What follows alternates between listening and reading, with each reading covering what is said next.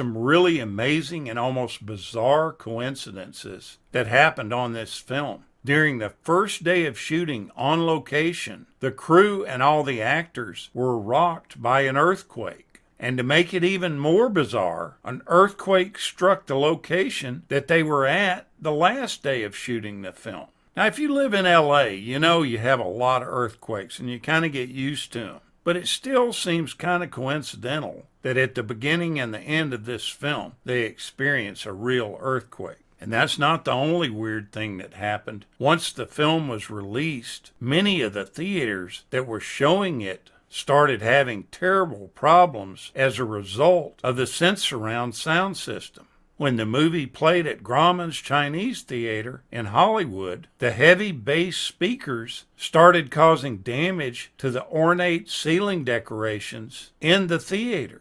They ended up having to rig a net above the patrons because they feared that some of these pieces might break loose and fall onto the audience below. Initially, some of the audiences had been hit with small pieces of debris, but none of them were injured. When the film premiered in Chicago, the head of the Building and Safety Department demanded that the system be turned down because he was afraid of structural damage that might be caused by this sound system. In Billings, Montana, a knick-knack shop next door to the theater lost part of its inventory when items from the shelves were thrown to the floor when the system was cued during the quake scenes. The sound system went on to be used in a few more films, one being Midway in 1976, Roller Coaster in 1977, and Battlestar Galactica in 1979.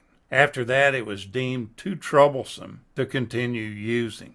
Earthquake grossed $1.3 million in its opening weekend from 62 theaters in 51 cities. It eventually grossed $80 million, being one of the highest grossing films of the time. Take a look back at this classic from 1974.